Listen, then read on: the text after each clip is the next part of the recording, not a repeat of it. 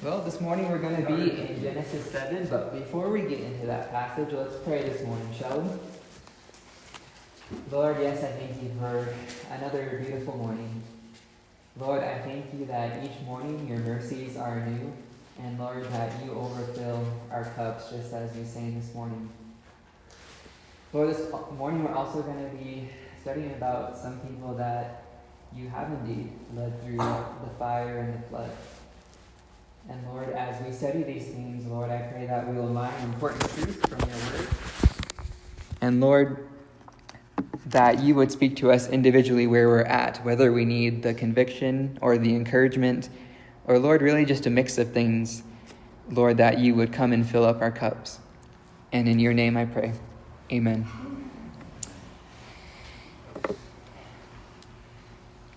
This morning I am going to slightly backtrack, or at least call attention to Genesis 6 and how it ended, because we ended on a really high note when it says in verse 22, Noah did this, he did all that God commanded him.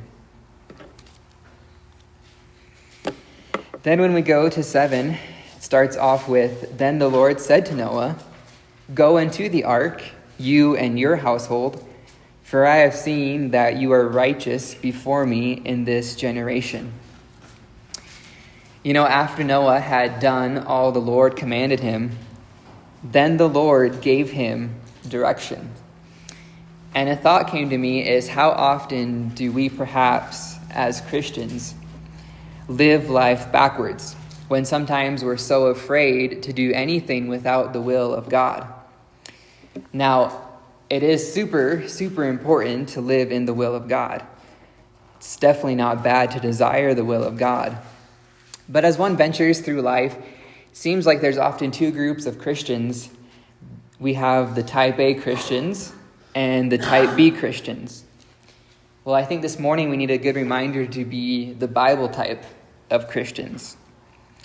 So these different types of Christians, we have the type A, we have those who are the get-or-dones, so to say. Sometimes they plunge into action without consulting the Lord. Then on the flip side, we have the type B Christians who perhaps are so afraid to even step outside their front door without thoroughly searching God's will. I think it's really important that us as Christians have a balanced life that's rooted in the Word of God. Because notice the order. First, we find the Lord and obey him and read his word. Because that's exactly what we see Noah doing. First, he obeyed God. Then the Lord gave him the direction of how to do that. Certainly an interesting order there. First obey, then receive God's will. And really, I think that's one of the keys of finding out the will of God. It's a lot of questions that we often ask ourselves as Christians is, how do I discern the will of God? In fact, when that Journey of Hope biker group was here, I had a lot of the young folks ask me how to discern the will of God. And it was kind of scary to be put on the spot and try to come up with some sort of good advice or knowledge there, because I myself am young. But what we want to look at is when we want the will or direction of the Lord, we better be obeying God and following after Noah's example. Notice, not only did Noah did all the things the Lord commanded, but the Lord saw with his own eyes, his own divine sight. Noah, you have been righteous before me in this generation. Well, what generation was that? It would be a wicked generation. The same generation that God had scoured all four corners of the earth and only found godlessness. He found sexual immorality. He found evil celebrated. But Noah, he found righteous. He stuck out among his own generation. And really, righteousness before God, I really hope that becomes my prayer, and that becomes your guys' prayer, and really just our mantra before the Lord, to be righteous before God in our generation. You guys might notice that society will tell us to fit in, and there's some sort of mold that we have to adhere to. Of course, we have peer pressure to be like everyone else, to do the things that they do, to like the things that they like, to be kumbaya with everyone, so to say. But the only person we should be kumbaya with is the Lord. There's even a song about that, isn't there? Kumbaya, my Lord, kumbaya. So we're not supposed to draw near to the world. We're supposed to draw near to the Lord. Not draw near to others, but near the Lord. You know, even churches and Christians, sometimes we can come up with these Christianese culture ideas. And that's great if we can fit in at church. But are we righteous? Do we stick out among our peers? Do I stand out among my generation? Is there something that our generation, that your generation, is known for that maybe you've so broken the trend, so to say? And do we go against these societal norms that people are pushing at us? You know, if Christian churches or even Christians, if they were to go astray, would we go against the flow and follow God? And I believe that we as a church are able and willing to do so because we are favored and chosen by God, and we're called to stay the course. And because we do, we know that to whom much is given, much will be expected. God will definitely give us direction in our lives and for our future, and I believe for our church. You know, it really amazes me how many churches are so concerned with direction and the Lord's blessing. They come up with all these ways to manufacture it. But notice what word is in manufacture. M-A-N, man. Now, I'm not saying all these mega churches or programs or whatever else are bad, but can I just say numbers don't mean diddly squat to the Lord? Even in Genesis 6 and 7, it's not the majority who are for God, but only Noah and his household. So the question we really need to be asking ourselves is, am I for God? Are you for God, just as Noah was for God? And God does great things in Noah's life. We know that Noah receives this God direction, and here's what the Lord tells Noah to do. For Noah and his household, so Noah and his family, they're to gather all these animals and fill them in the ark. The time of the flood is nearing, the ark is completed, and God is about to do as he says. So God says, Noah, go gather up these animals and fill up my ark that you have been building over the last 100 years.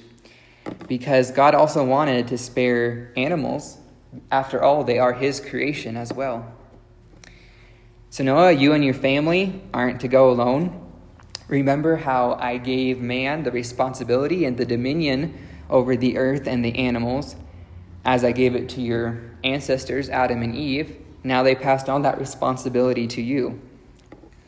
So God is charging Noah, you're to look after the animals. So let's talk a little bit about the charge this morning. Verse 2, it says, take with you 7 pairs of all clean animals, the male and his mate, and a pair of the animals that are not clean, the male and his mate, and 7 pairs of the birds of the heavens also, male and female, to keep their offspring alive on the face of the earth. For in 7 days, so God gives them a week timeline, for in 7 days I will send rain on the earth, 40 days and 40 nights, and every living thing that I have made I will blot out from the face of the ground. And Noah did all the Lord had commanded him. So God gave Noah and his family a week timeline to gather these animals.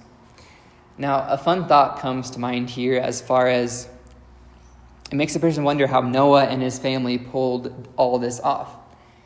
I mean, perhaps you guys were looking at the first rodeo ever recorded in the Bible, because that could have been quite a feat for Noah and his family to gather these animals. Now, while that's a fun fact to think about, more than likely this was probably a God thing. God's hand was behind it. Because, let's understand this morning that even though the Lord desires and expects us to obey his commands, as the Lord looked down at Noah and said, gather these animals, he also won't let us do it alone in our own power, because we have God on our side. We know that God can command his creation as he wills. If creation and creature listens to him, this would not be a hard feat for God. You may recall a lot of the stories of Jesus' time on this earth about how we have these records, these stories of creation obeying God. For example, the winds and the seas standing still. Or what about the fish swimming to the other side of the boat when Jesus tells his disciples, well, have you tried the other side? And his disciples are looking at him like, dude, we've been out here all night. I don't think that's going to work. But the fish obeyed his voice and they caught a net full. So why is it that creatures and creation obey him? Well, the obvious answer is because God is the creator. So I think it's very possible God installed some sort of ark radar, so to say, for these animals to come to Noah. Then something else interesting is Noah was specifically commanded to have certain numbers of animals that Noah had to meet the quota, so to say. We have 7 pairs of clean animals, so 14 of each kind. Something interesting in the Jewish culture is they have some animals that are considered sacred or clean, some that are acceptable to offer unto God. And out of these, Noah was instructed to take 7 pairs of clean animals. Now, clean and unclean animals are specified in Leviticus. They're also specified in Deuteronomy. And some of these clean animals would have been such as those that chew their cud and have a divided hoof. And I believe both qualities needed to be present. Some of these animals would have been such as the sheep, cows, goats, deer, pigeons and doves, chickens, some insects like grasshoppers.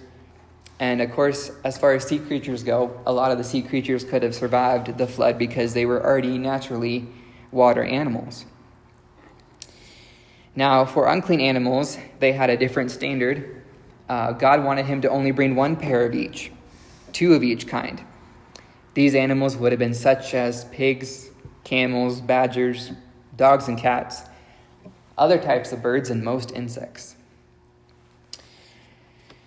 So what's the point of all this? Why is God asking Noah to bring all these animals onto the boat with him? God tells us to keep their offspring alive on the face of the earth. So for the sake to preserve animal kind. Just because God was going to wipe out humans doesn't mean he was going to hold animals accountable for man's sin. But Noah, he was different among his generation, as again it's stressed in verse 5, Noah did all that the Lord had commanded him. Noah was quite the man of faith, not perfect by any means, but he had tremendous faith. A chapter we went to a lot lately is Hebrews 11. We can find Noah recorded there, a highlight of the heroes in the Bible who had great, tremendous faith. So then we ask ourselves the question, when did all these things come about in the life of Noah? When we first met Noah at the end of chapter 5, he was 500 years old. But now let's look at verse 6 this morning. Noah was 600 years old when the flood of the waters came upon the earth. And Noah and his sons and his wife and his sons' wives with him went into the ark to escape the waters of the flood. Of clean animals and of animals that are not clean, and of birds and of everything that creeps on the ground, 2 and 2, male and female, went into the ark with Noah, as God had commanded Noah. After 7 days, the waters of the flood came upon the earth. The coming flood. Noah was 600 years old. So notice this 100 years of progress in the making finally is coming to a close. Can you imagine that, being 600 years old when God finally keeps his promise to send the rain? All these animals are packed away. All of Noah's hard work is paid off for. And for another week, Noah waited upon the Lord's promise. And then rain it did. And when the rain started, it makes a person wonder what the atmosphere was like when it first rained. Relief for Noah and his family, perhaps dread for the rest of the town that mocked Noah for 100 years. This weird mix of chaos and calm. I can imagine it felt very safe and secure in the ark, not to mention to know the Lord's hand was with him. This weird mix of chaos and calm, and surely chaos did come, and lots of it. We know that the earth shook at its core, the fountains birthed force, the ground and the springs and the geysers all came to introduce all these waters. Verse 7 is intriguing when it says that Noah and his family went into the ark to escape the waters. Now, the word escape doesn't seem like it has a very strong meaning. And, sometimes when God calls the Christian to flee, understand that we don't flee without purpose. We as Christians are to be action-minded. We're people of action. Hebrew tells us that not only are we supposed to have tremendous faith, but we don't even belong to those who shrink back or are destroyed. But we're supposed to be with those who have faith and are saved, to strive forward and look to the coming. Noah's looking for the coming of the flood, and we are to look for the coming of the Lord. So when we flee from something, we're not fleeing aimlessly, but we're also running to the Lord. So if we run, let's make sure we strive to run towards the Lord. Now, there definitely are times where we're supposed to wait upon the Lord and called to let his strength renew us. But I think more often than not, we're called to run our race with endurance, which is the race that God has marked out for us. Because sometimes the rain is coming whether we like it or not. So Noah and his family escaped into the ark. Now, something interesting to note here that we're going to see here in a little bit is verse 11 starts off with, in the 600th year of Noah's life, in the second month, on the 17th day of the month, on that day the fountains of the great deep burst forth, and the windows of heaven were opened. Let's talk a little bit about God's calendar. So starting in verse 12, it says, the rain fell upon the earth 40 days and 40 nights. On that very same day, Noah and his sons, Shem, Ham, and Japheth, and Noah's wife, and the 3 wives of his sons with them entered the ark.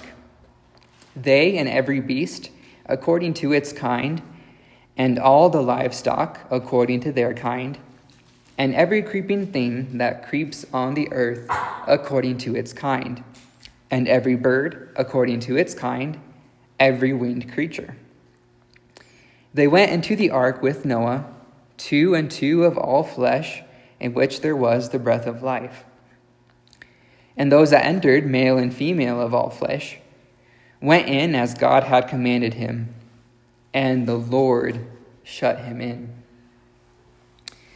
Now, something really interesting here, you guys, is the Jewish culture.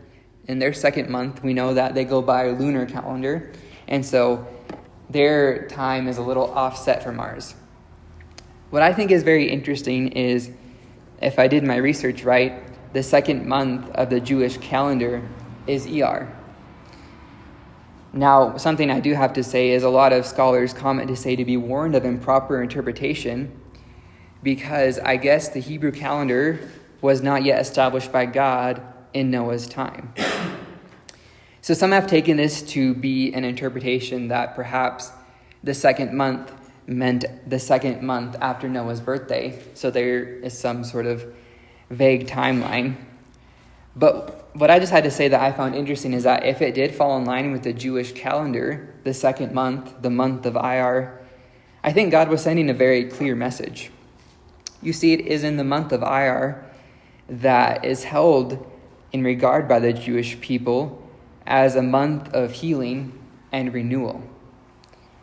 I definitely think that God would have been big enough to plan for that. A fresh start with Noah and his family, perhaps, needing to restart and heal the earth and the people, re-cleanse and refresh. Then we notice that God causes it to rain for 40 days and 40 nights. And the Bible gives us some sort of inventory of all that Noah had gathered, all the animals and supplies, and 2 of every unclean animal. Now, I definitely think it would have certainly been interesting to live in the days of Noah, because understand this isn't some sort of little event. This would have been a worldwide flood. Now, something interesting is that, did you guys know every culture, or at least almost every culture, has some sort of worldwide flood folklore as to how basically mankind came of origins, how they got on that continent, how their people came about. Almost every culture, or all culture, has this folklore of, there was this worldwide flood at one point. Now, what's interesting is sometimes us as Christians, it's hard for us not to be sarcastic, like, wow, really? No way. It's not like we have the Bible, God's word that told us from the very beginning that there was a worldwide flood. Or when you go to all those museums or sites, a lot of times you'll catch the tour guide saying, did you guys know at one point this whole land was covered in water? And you just kind of want to stand back and be like, oh, well, yes, I did know that actually. Now, something interesting here, speaking about different cultures, different folklore, different origins. This might be a somewhat old fact, I don't know, but I only learned about this in Bible college. And it was a really interesting fact that I took with me as to how precise the word of the Lord can be, and how cool it is that even in cultures, we can see how a lot of cultures knew their origins, they knew that they were created by God, and then they strayed away. Something interesting we know as far as if we were to go to China, we know that in their language is very symbolic. They have a lot of strokes and symbols, and a lot of times words are very specific. Their strokes are very specific, but sometimes their strokes individually mean something in order to combine a bigger word. Here's something interesting, guys, about the Chinese symbol for the word boat. Here's what it's made out of. It's made out of the symbol vessel, the symbol for 8, and the symbol for people. Our God is kind of an awesome God, isn't he? That's just kind of a cool fact, that one of the very few facts I took with me from Bible college that I thought was pretty awesome. So once Noah and his family were in the ark, notice what happened. At the end of verse 16, it says, the Lord shut him in. Understand that when God shuts a door, no man can open it. And of course, the vice versa is true too, is that if a God opens a door, makes a way, there's no one that can stop. We as Christians, we want to be for the hand of God and not against it, because we know the Lord holds us up with his righteous right hand. Something else we're told is the Lord actually exalts the righteous, but he's also going to bring down the haughty. Today in Scripture, we see God uses the waters, the currents, the flood, to bring down the haughty who all these years have mocked Noah and his family and did not heed the warning that a flood was coming. Starting in chapter 7, verse 17, the flood continued 40 days on the earth. The waters increased and bore up the ark, and it rose high above the earth. The waters prevailed and increased greatly on the earth, and the ark floated on the face of the earth. Then the waters prevailed so mightily on the earth that all of the high mountains under the whole heaven were covered. The waters prevailed above the mountains, covering them 15 cubits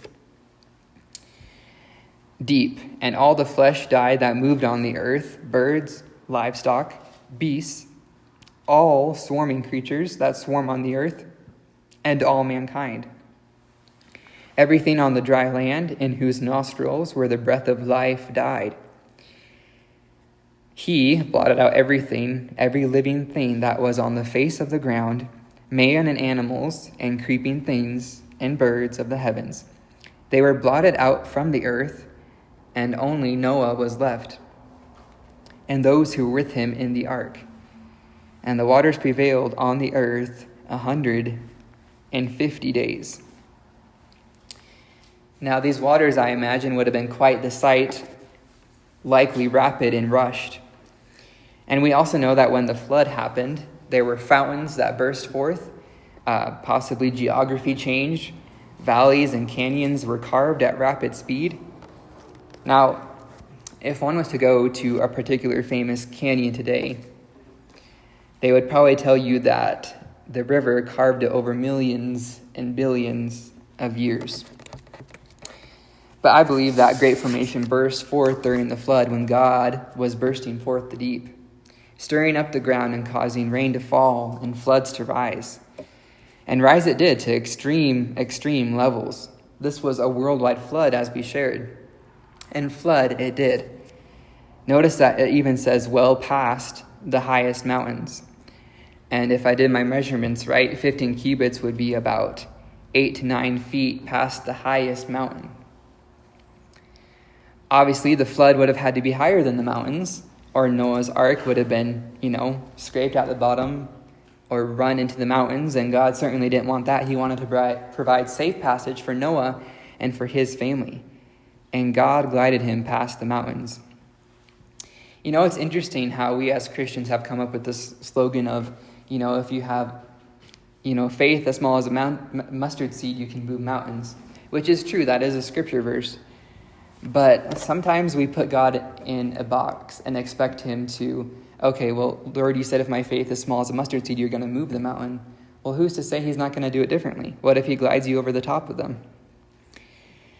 Now, interesting fact is, I feel like whether Noah did this on purpose or if this was just kind of a God-given fact revealed, I think one could almost say or assume that Noah must have specifically recorded that the ark was 15 cubits above the highest mountain.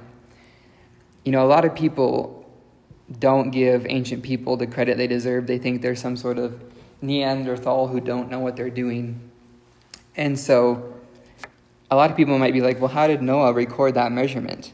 And I think it's very possible because we know ancient people were a lot smarter than we give them credit for. I know you guys are very even familiar with a passage in Acts, since we've been going through Acts in Sunday school. In Acts 27, which the pastor here on the TV covered recently, he was even talking about how Paul and the crew were able to take soundings or fathoms and measure how far the land was from the boat. So it seems like in ancient times, in biblical times, people often used rods or ropes with sinkers or some sort of measurement tool where they were able to pull them up and see the wet end of the stick and the dry end of the stick and measure how far the bottom of the ocean or whatever it was, how far the bottom was. So, as of today, we do leave Noah and his family on the ark, floating the waters God used to both destroy and save. There's an interesting passage that I'm going to take a little time to quickly read here.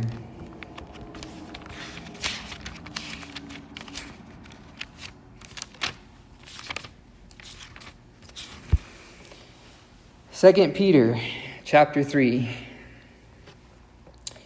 This is the second letter that I'm writing to you, beloved.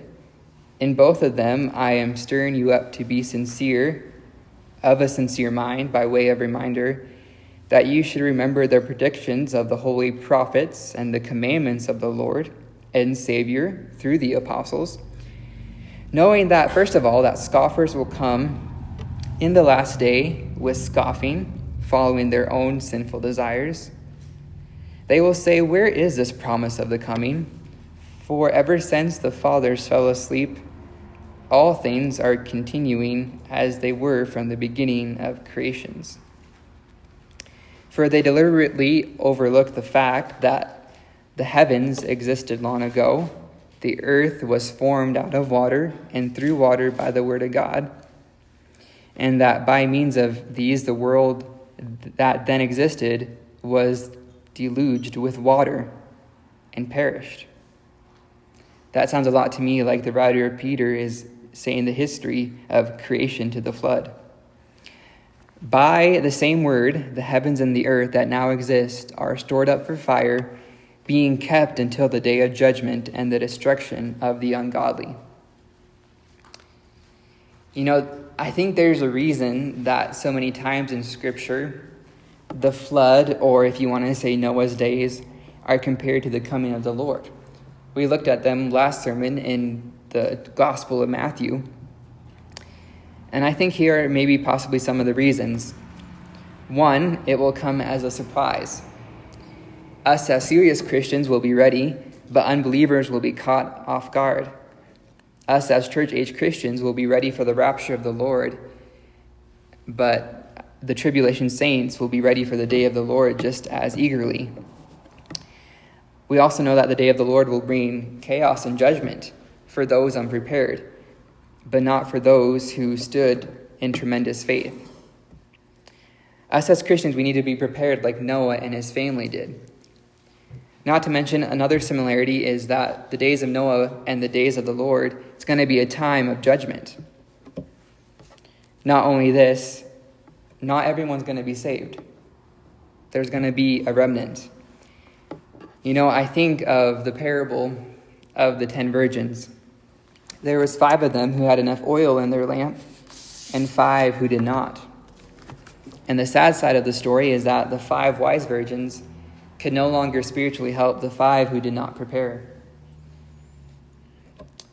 Not only that, is the flood destroyed the earth, but there was also rebirth and renewal. And as we saw in this passage, God is not going to flood the earth again, but a second time when he comes, it's going to be destroyed with fire. So earth will be destroyed, but also renewed, as we know that the Lord Jesus will create a new heaven and a new earth. So why is all of this? And the why would be for God's glory. That is why. In the same chapter, it says, 2 Peter 3:18 says, "Grow in the grace and knowledge of our Lord and Jesus, Savior, Jesus Christ. To him be the glory both now and to the day of eternity. Amen." So all of this is because of God's glory. Some closing thoughts here as we wind down. Everything in our life should be to the glory of God. May it be said of us that, me, that you, fill in your name, did all that God commanded. Some people look at God's judgment and God's grace as 2 different sides of God. But let's not forget that often God's judgment also brings forth both. Like that hymn we sang this morning, we know that he's going to bring some through the waters and some through the flood, some through the fire, but all through the blood. We know that God is not a God of one or the other, but that he is one. And thankfully, oftentimes his mercy triumphs over his judgment. Let's pray again this morning, shall we? Lord, I thank you from the bottom of my heart, the important lessons that we can learn from Noah and his family. Lord, how Noah was found righteous in your sight. And Lord, oftentimes as Christians, we feel alone in this world, alone in the battle. But Lord, you promise to never leave us or forsake us, and you promise that your righteousness will be imputed upon us.